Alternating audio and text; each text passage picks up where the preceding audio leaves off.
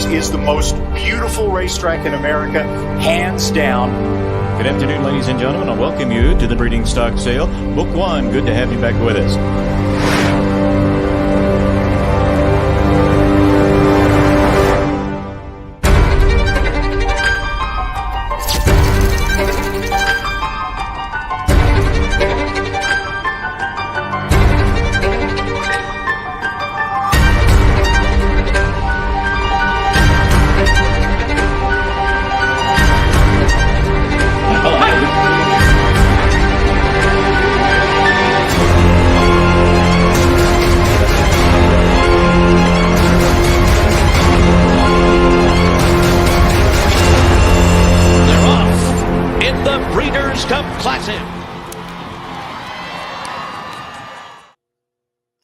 And a good Saturday evening, everybody. Welcome to the Keeneland Look Ahead. I want to welcome in everybody around the country.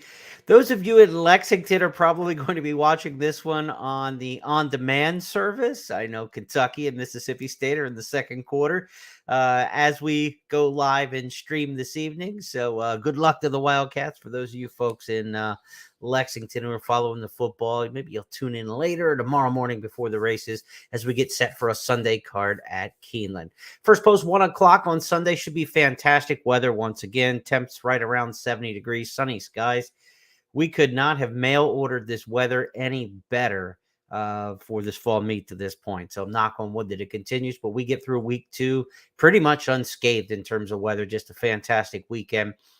Should follow up with another good day on Sunday. The Franklin Stakes, the feature race for turf sprinters. We've got a Breeders' Cup champion, Twilight Gleaming, on the card. Not a bad Sunday card when you've got a Breeders' Cup champ on the program. We'll talk about that race. We'll talk about the entire 9-race card on Sunday. Always keep in mind when you have these 9-race cards, the 5th is going to be right in the middle. It's going to be part of all the different wagers. So when we bring up the big picture and tell you about how to strategize for that Sunday card, race number 5 is certainly going to be in our crosshairs.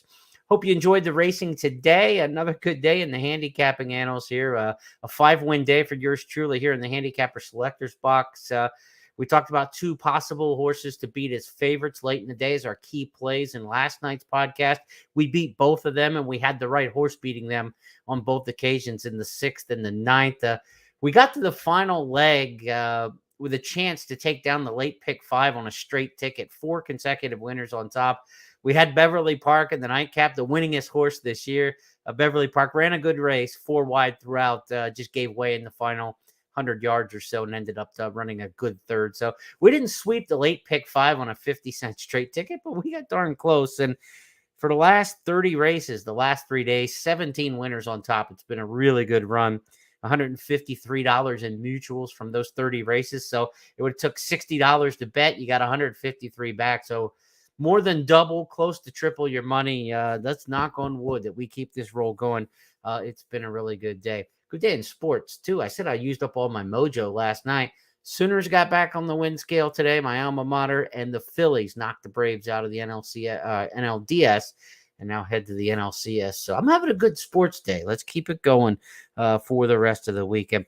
As for the racing today at Keeneland, as we review the Saturday card before we look ahead to Sunday, Todd Pletcher got his 5th win in the meet. He leads the meet. As far as the riders go, the only jock to double up was Corey Lannery. He had 2 on the program, both fairly early in the card. 10 different trainers won the 10 races today. And on Queen Elizabeth II Challenge Cup day, we had a Chad Brown 1-2 finish in the QE2. Let's go back and take a look at that one as the horses enter the far turn. Rail is in 5th, 4 lengths from the front. California Angel still last. Back up front, Paris Peacock the leader. Bella Bell still second. A length separates the top 2. Gina Romantica along the rail in 3rd. Now Bakulik starts to swing toward the outside. She's 4th. Now challenging for 3rd. Still 4 lengths from the lead. Quarter mile to go. Paris Peacock to catch. Paris Peacock leading Bella Bell, who moves up on the outside. Here's Bella Bell coming after the leader, and McCulick tries to join them. Gina Romantica looks toward the inside. California Angel is still 5th. Here's Gina Romantica moving through and opening down toward the inside to challenge Bella Bell. McCulick 3rd. Gina Romantica in front. Gina Romantica with the lead. She's got it a length and a half. She's got it by 2. She's got it. Gina Romantica wins the Queen Elizabeth II Challenge Cup presented by Dixiana in 1 minute 48.2 seconds. Well, the thought process last night when we previewed the QE2 was that Gina Romantica might have a little bit more early pace. It might get the jump on McCulloch, who may be better going longer. Worked out in our favor. The Euro went to the front. The Irish filly under Florent Giroux that was kind of, it was either going to be that one or Gina Romantica to the front. But Flavian Pratt, once surrendering the lead, was able to just sit in the pocket, and he had a lot of filly to punch there. So Gina Romantica, really nice effort today under Pratt for Chad Brown, who runs 1-2. And for the fourth time in the last 5 years, Chad Brown has won the Queen Elizabeth II Challenge Cup. Let's get into the Sunday racing now, as we have a 9-race card to look at. And the big picture on a 9-race program shapes up like this. We've got the swing leg for the pick 5 in race number 5, as we mentioned at the top of the program. Early pick 5 starts in race number 1. It's going to end with that 5th race. And then the 5th race is going to start the late pick 5. So that's what we call a swing leg when you're in both of the early and late pick 5s. So race number 5, which is also going to start the Keeneland Turf pick 3. We've got 3 turf races scheduled for Sunday, races 5, 7, and 9.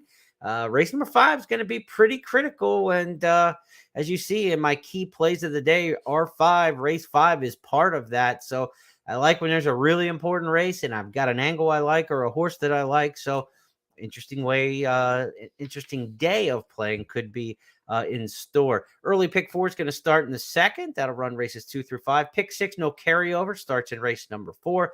Our stakes race, the Franklin Stakes, used to be called the Franklin County. Then Buffalo Trace sponsored it. It was the Buffalo Trace Franklin County. So if you just see Franklin Stakes and you're like saying, I'm not used to that stakes at Keeneland, it's the same race. It's Distaff Turf Sprinters. They just dropped the county. They dropped the sponsor. So it's just the Franklin Stakes. It goes as race 7. It'll be part of the Keeneland Turf Pick 3. And then the Turf Pick 3 wraps up in race number 9. We've got 3 key plays for you usually, but our third play is kind of a bonus track, if you will. I've got 3 consecutive long shots late in the card that are 15 or 20 to 1 in the morning line that I've got picked on top in races 6, 7, and 8. So we'll talk about those as we get a bit closer to that. So let's get into this Sunday card, folks. 9 races on the program, and we'll kick it off in race number 1 by taking you to the Keeneland selection box. You can get this at Keeneland.com. This is the screenshot of everything the public handicappers have out there for you in terms of our consensus grid. You can download this. There's a printable version as well. So head to the website, Keeneland.com, and in the handicapping section, you can take this screenshot, print it out with you, and follow along throughout the course of the day. It's how I do it, and I want to see what my cohorts have to say about the different races, because I want to know where the popular picks are going to be, where maybe 3, 4, 5 handicappers are all in the same horse. I also want to know where I'm on an island and I'm the only one who has a particular horse. That almost tells me that I'm going to get a nice price, and that's what we're looking to find as we look across left to right here in these handicapping selection box. Race number 1 on the Sunday card. I'm going to change up here and grab my past performances. I almost had a faux pas because I had the Saturday PPs in front of me to get the podcast rolling here. So let's get to Sunday's races. All right. Shuffle the papers. Good thing I was off camera there. I could have got away with that if I'd have just not mentioned it. Race number 1. I'm on Key to Success, the 2 horse in here. This is Kenny McPeak, and it's a fresh face compared to the other horses in this race. Several of them are coming out of the same race, September 22nd at Churchill Downs. Key to Success comes out of a different race and maybe a little bit fresher a face to look at here, because you got a maiden special dropping against maiden claimers. In these maiden claiming route races, I like to see the horse on the drop in class. The maiden special to maiden claiming is a big deal here. And Key to Success for McPeak. This is a barn that's going really well right now. He's won a couple races this week. And this is the kind of horse Kenny McPeak wins with. Long maidens. Maidens running long on the main track. That's kind of his MO at Keeneland in the fall to rack up victories. So Key to Success, my top pick in here. Good, better, best, certainly coming out of a mile race is a good thing at Churchill, as is Key to Success. I like those horses exiting the 1-turn miles at Churchill. They've got some speed about them. And then when they go 2 turns here at Keeneland, we know the speed will kind of get them into the race. And they've only got to get to the 16th pole finish line here, going a mile and 16. So it's not a big test to go from the Churchill 1-turn mile to the mile and a 16th at Keeneland because of that short stretch finish line. So key to success, good, better, best. The two horses from Churchill, both coming out of dirt mile races. To me, I think it's one or the other in the opening race, and I think you can probably get by 2 deep if you're playing the early pick 5, 2 and 5. And as you look across the way, everybody's got the 5 or the 2 on top here. Kim and I both have key to success, good, better, best. The top pick for Gabby, Tom, and Scott. So 5-2, 2 deep into the early pick 5 if you're playing along there with the exotic wagers. Of course, the early pick 4 is going to start in race number 2 as we show the big board to let you know how the wagering format rolls on throughout the day. If we're too deep in the opener, all right, we can get excited maybe about this pick 5 early as a ticket that's not going to be too big of a spread. Can we come up with something in this pick 4 opener in race number 2 to keep it rather narrow? Number 3, Keep Calm, Carry On is the top choice in here for me, and I'm the only one with the 3 on top. A little bit of love for the 3 from Kim Nelson in here, but this makes me feel like maybe we can get a little price on the Steve Margolis trainee. This one comes in from Churchill. We like these Churchill horses in the non-winners of 2 claiming ranks.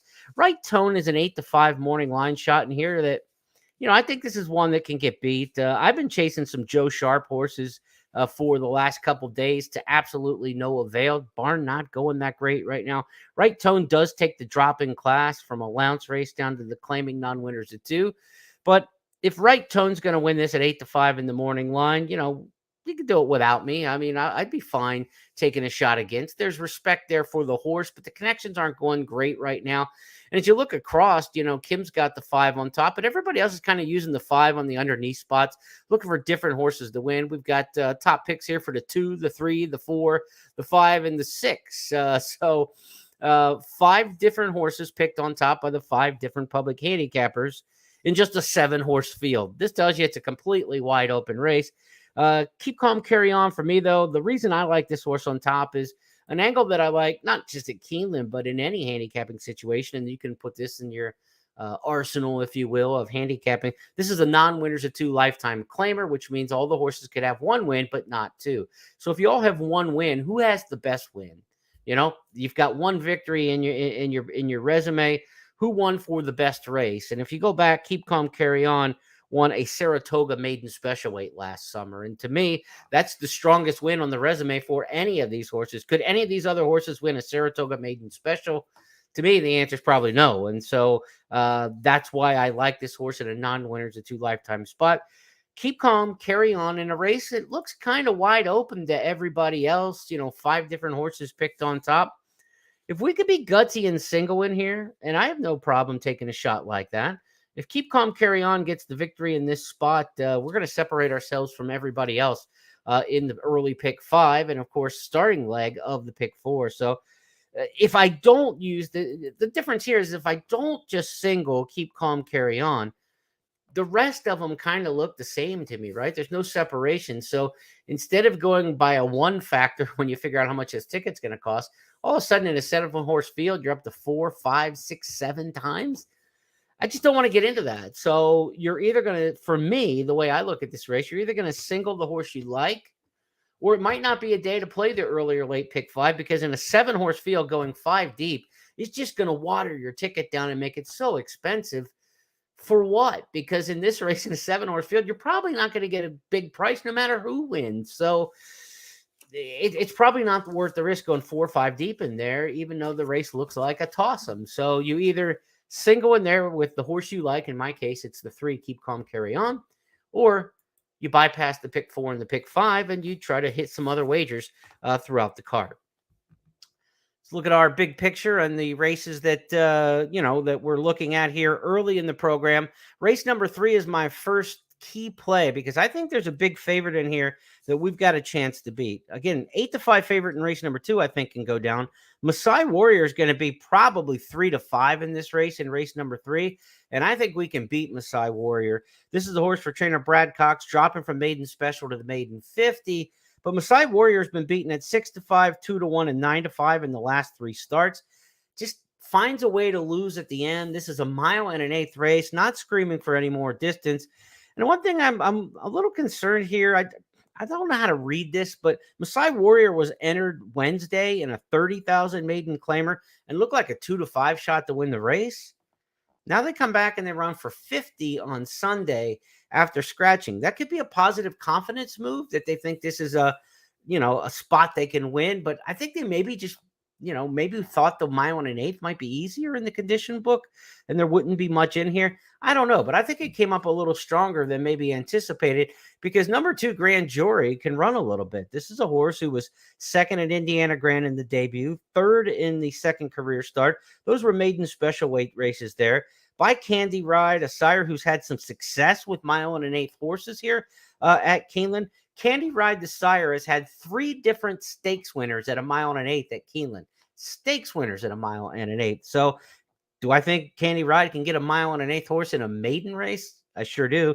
And Grand Jury fits that bill. Freeze Pop, the 4, is also by Candy Ride. So if you like the Candy Ride pedigree angle, certainly you might consider Freeze Pop in there as well. And for me, this is one that I'm going to try to get with Grand Jury. I think Maasai Warrior's a beatable favorite, and I'm not going to use the favorite in here in the pick 4s and pick 5s. This is a single for me. I'm taking Grand Jury on top. John Ortiz with the class dropper here. Ricardo Santana Jr. is going to put this horse into the race early.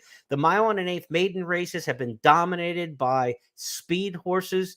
It's not a plotter's race. Nobody really wants to go the mile and an eighth. Somebody has the lead, turning for home, and just kind of holds. That's the way it's been in mile and a half maiden claiming races at Keeneland over the years. So I'm going Grand Jury. I think will be in the race early, certainly in the race turning for home, and the one to catch in the stretch. So Grand Jury for me is a single and one of the key plays in race number 3. 4th race on the card as we move along in this program is a starting leg of the pick 6. Maiden special weight company here, going a mile and a 16th. And look, we're a little bold in getting rid of 2 favorites in back-to-back races that we're trying to knock off. That's not going to happen likely, though, in race number 4. This is where Unlimited Potential looks to be a standout favorite off a career debut second for trainer Todd Pletcher. Pletcher got his 5th win of the meet on Saturday. His horses always run well, it seems, going long on the main here. Unlimited Potential stretches out from a 7-furlong Saratoga debut. Couple bullet workouts since by Union Rags. The dam is a half to Ruler on Ice, the Belmont Stakes winner. There's no question to me this horse wants to go long, top and bottom of the pedigree. You've got to beat Unlimited Potential. And I think a lot of people are going to single in here. But there is a second horse I think you do want to use. I think this is a 2-deep situation, not because I'm trying to beat the favorite, but because I think Redemption Time deserves a good look in here. This is a half-brother to By My Standards, who is really good. By My Standards, multiple graded stakes winning router. This horse comes off that 1-turn race at Churchill and now goes the mile and a 16th at Keeneland. I love that angle. Run Happy, a jealous woman, really nice pedigree. Blinkers on for the first time. Trainer Brett Calhoun sends this one out. I think Unlimited Potential is going to be very tough to beat, but I think Redemption Time is also going to run a really big race in here. And if the second pick, Redemption Time, beats the favorite in this spot, it could really blow up the tickets for pick 4, pick 5 purposes, because there's going to be a lot of singles on Unlimited Potential. And I wouldn't argue with the single if I didn't have a good opinion on Redemption Time. Like if Unlimited Potential was not in this race, Redemption Time to me would be a 3 to 5 shot. I think the horse has really got a good chance to run a good one. So let's go 2 deep in race number 4 and use those 2. But if it gets beyond those 2, I will be very surprised between the 5 and the 6 in race number 4. 5th race on the card is that swing race. It's part of the early pick 5, the final leg. It's part of the late pick 5, the first leg. So the Keeneland Turf pick 3 also kicks off in this particular spot. So we have a field of 12, capacity field for a turf sprint. We've got some also eligible. So we're almost guaranteed to have that big field, capacity field.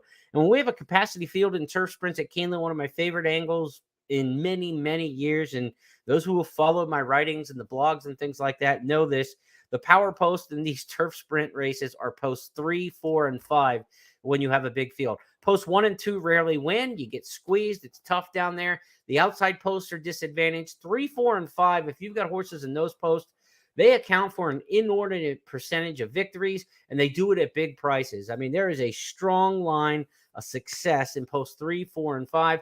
Right now, you've got UVC Just Say When and Trust Daddy in post 3, 4, 5. Keep an eye on scratches because that could put Coffee Maker, the favorite, down into the 5 hole if there happens to be a scratch on the inside. So you want to stay loose with this, but one horse who's in that 3, 4, 5 battery of posts that actually looks good on paper. I'm not wild about the 3 or the 5. I don't think the post can carry them to victory, but it could for the 4, Just Say When. And look across the way here. Tom Leach, myself, Gabby Gaudette, Kim Nelson, all going with Just Say When. Stepping up in class for Mike Maker. This is a horse 5 for 5 in the exacta lifetime, but has never really run against this kind of quality competition. Steps up out of the starter allowance ranks. Coffee Maker drops in class out of last year's Breeders' Cup Juvenile Turf Sprint. Goes against older horses for the first time, but many of these are just 3-year-olds in here. So I'm not worried about the fact that it's a 3-year-old against elders. It's more that Coffee Maker has never run against anybody except horses, within his own age bracket. Last year was a very, very good 2-year-old, second in the Indian Summer Stakes. I think the public's going to bet Coffee Maker. This is one where I'm a little surprised where the public handicappers, 4 of the 5 people go against Coffee Maker. In fact, all 5 go against Coffee Maker. Scott's going to try it with Apache Tears. The rest of us Just Say When. I really like the 4 in here.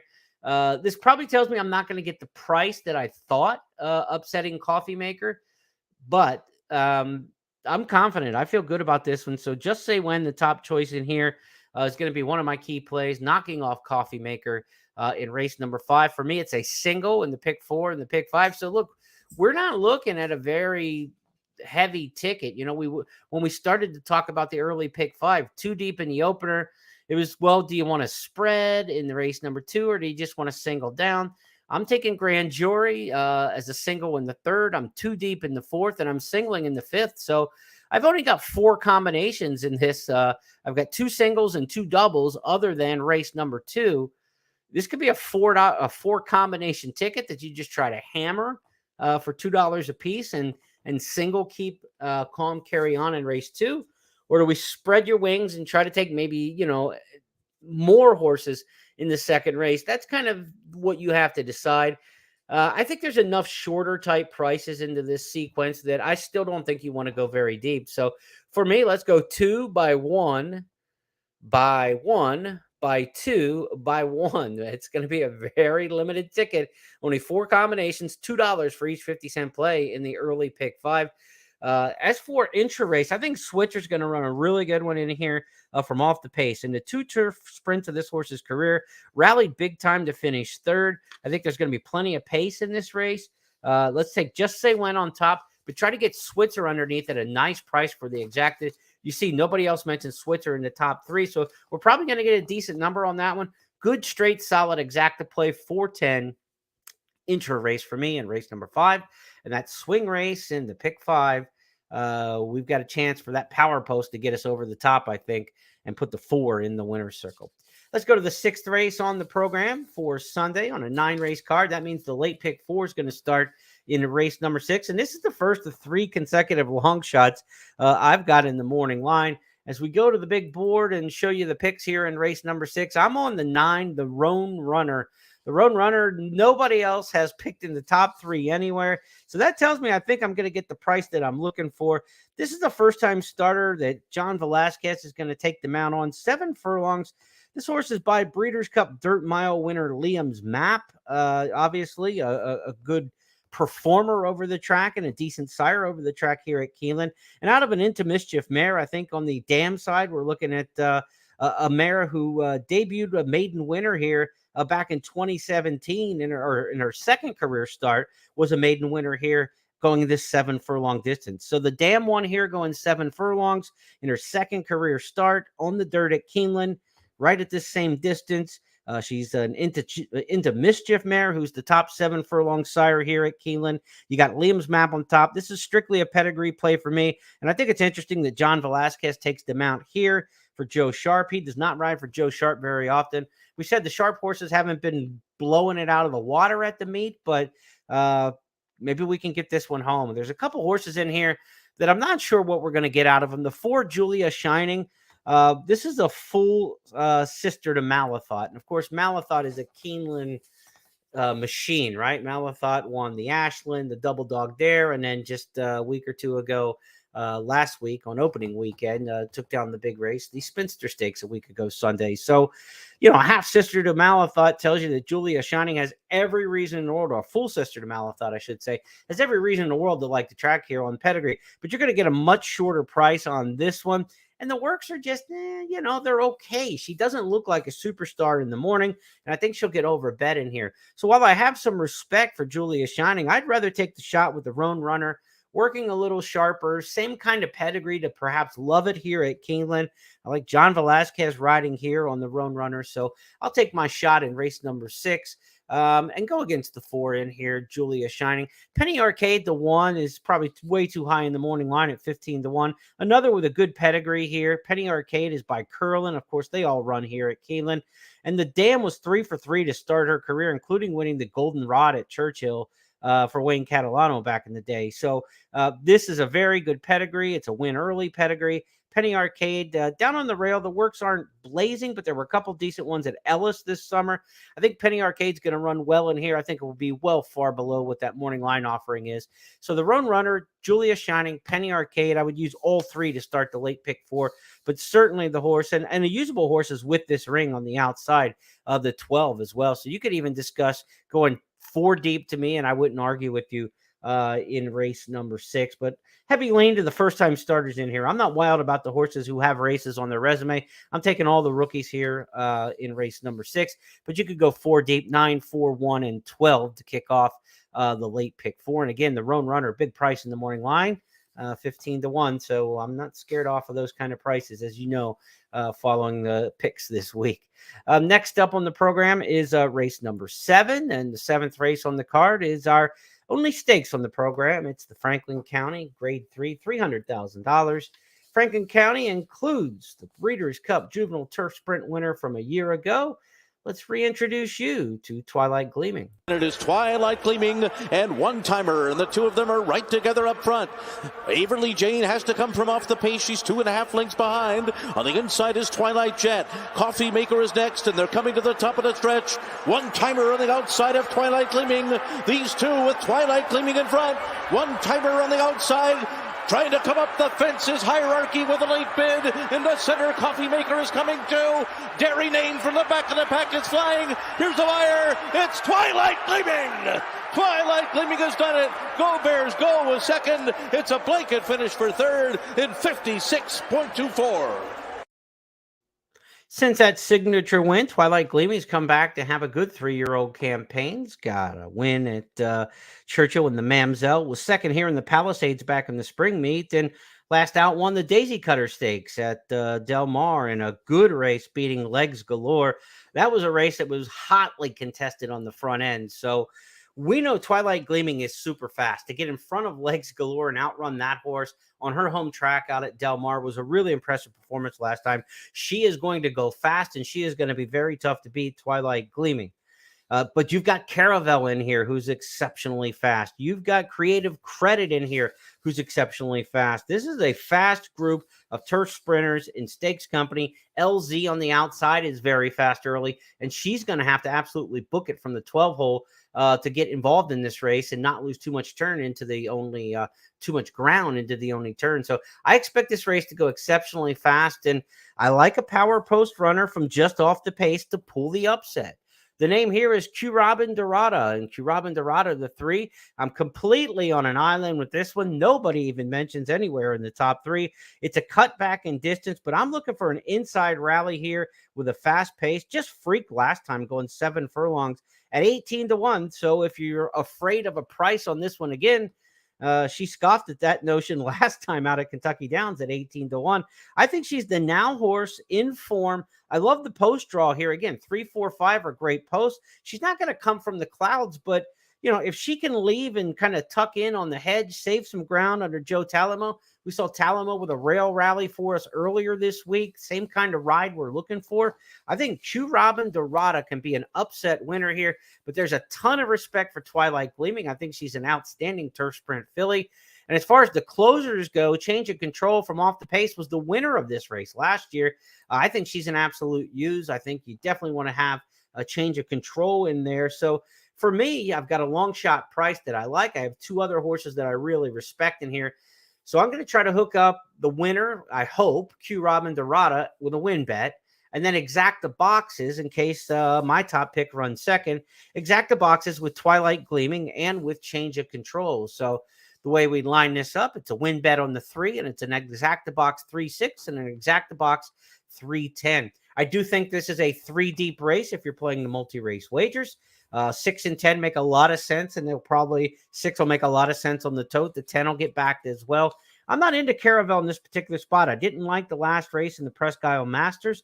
I know that was a race on the synthetic, and she's back better as a turf sprinter, but she's inconsistent. Her races have been good, bad, good, bad, good, bad. I don't know what to do trusting her. I guess she's on the pattern to run a good race, but I don't like the 2-hole in a full field turf sprint. You start to get down there and things get tight when everybody starts to, especially with a speed horse, everybody's going to come down trying to crush down on her. So I'm hoping Q Robin Dorada can tuck a little bit, let them clear, save the ground on the hedge and come up the inside. I'm going to take Caravel off my ticket, and I'm going just 3 deep here, 3, 6, 10 in the 7th race, the Franklin Stakes.